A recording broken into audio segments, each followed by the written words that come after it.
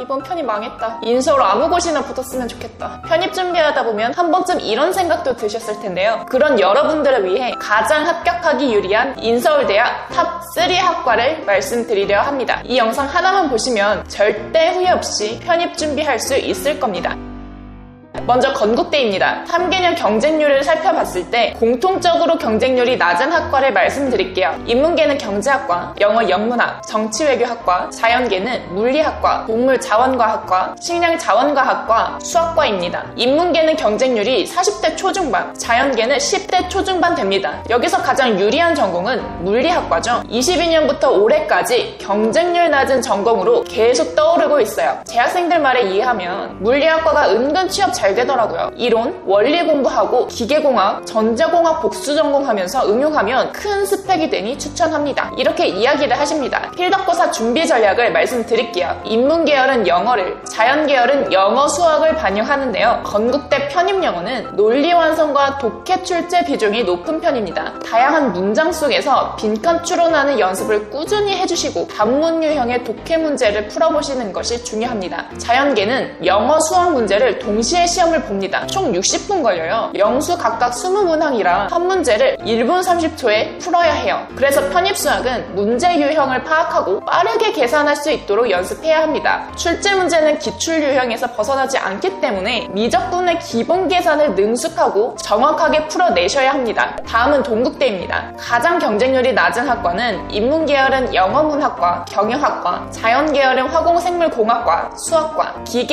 기계로봇에너지공학과입니다. 작년 기준 경쟁률은 인문계 30대 1, 자연계는 20대 1입니다. 여기서 가장 유리한 전공은 단연코 수학과입니다. 가장 경쟁률 낮은 전공이에요. 인기가 많은 학과가 아닌 만큼 학생 수도 적은 편입니다. 동국대는 최근 모집 인원이 급증하면서 지원자 수가 늘어났다는 특징이 있는데요. 건대랑 필덕고사 난이도가 비슷하다고 하니 건대 준비하시는 분들은 동국대에도 같이 준비하시는 걸 추천드립니다. 마지막은 성균관대입니다. 경쟁률이 낮은 학과는 인문계는 경제학과, 통계학과, 한문학과, 자연계는 화학공학, 고분자공학부, 신소재공학부입니다. 작년 기준 가장 낮은 경쟁률은 인문계열은 34대 1, 자연계열은 14대 1입니다. 그중 가장 경쟁률이 낮은 전공은 화학공학, 고분자공학부입니다. 화학공학과 자체가 취업 3대 메이저 학과 중 하나이고 다른 메이저 학과에 비해 취업 스펙트럼도 큰 편이라고 합니다. 교수진도 좋은 편이지만 공부량이 많아 힘들 수도 있다고 하네요. 필덕고사 전략을 말씀드리겠습니다. 편입영어는 문제 유형의 변화가 크지 않습니다. 따라서 기출어휘를 중심으로 학습하고 문법은 문장의 구조 파악을 묻는 문제가 주로 출제되므로 이에 대한 훈련이 필요합니다. 편입수학은 작년과 달리 낯선 문제 유형이 다수 출제가 되었어요. 중요한 개념 사이에서 소홀히 하고 넘어가기 쉬운 부분이 출제될 수 있으므로 출제하지 않았던 문제 유형이라도 빠뜨리지 말고 준비하셔야 합니다.